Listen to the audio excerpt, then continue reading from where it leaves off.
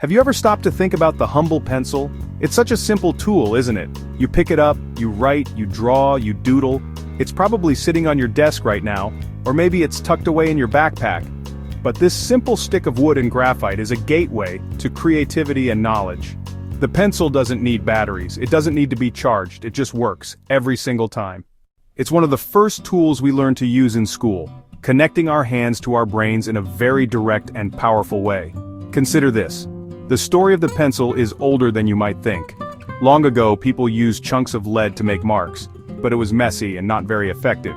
Then, in the 1500s, a huge deposit of solid graphite was discovered in England.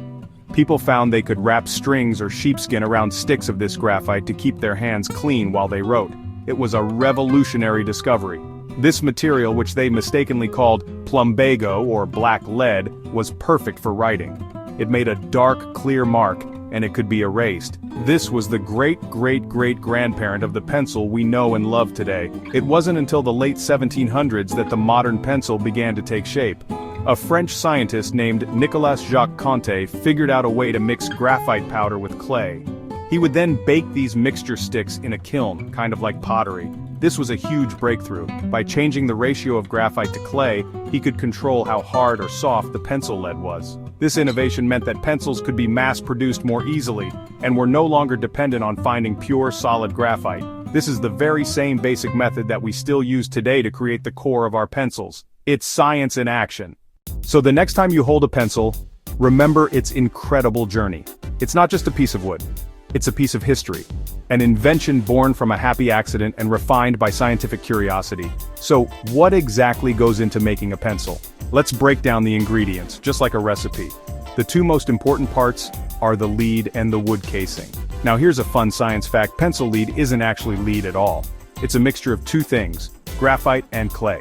Graphite is a form of carbon, the same element that makes up diamonds.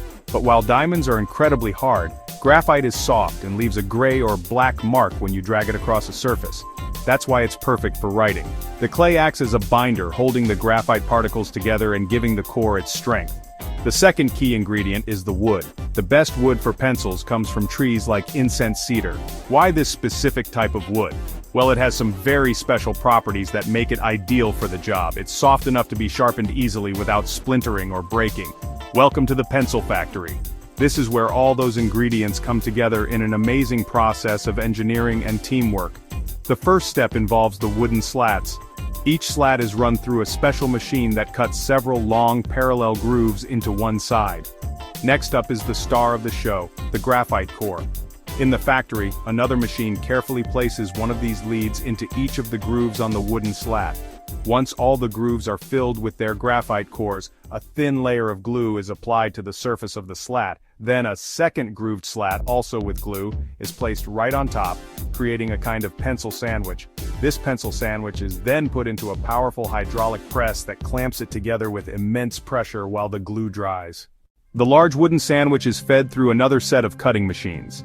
These machines have sharp, specially shaped blades that cut the block into individual pencils. At this point, they are still unpainted, raw wood pencils. They head to the finishing department for their final touches. First, they are sanded to be perfectly smooth. Then they are sent through a painting machine where they receive several coats of lacquer.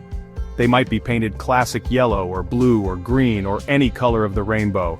After the paint dries, another machine stamps the manufacturer's name, the brand, and the hardness number, like number 2, onto the side.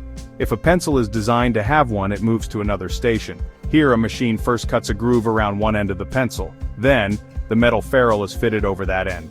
From a grooved slat to a fully painted and functional writing tool, the journey is complete.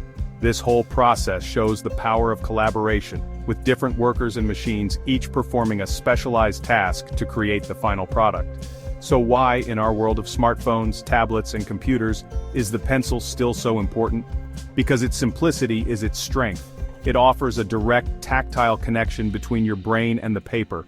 There are no logins, no batteries, and no distracting notifications.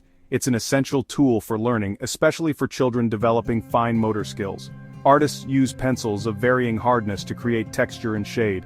The creation of a pencil teaches us a valuable lesson. It shows us how different materials from all over the world Graphite from one place, clay from another, wood from a forest, rubber for an eraser, can be brought together through human ingenuity to create something useful.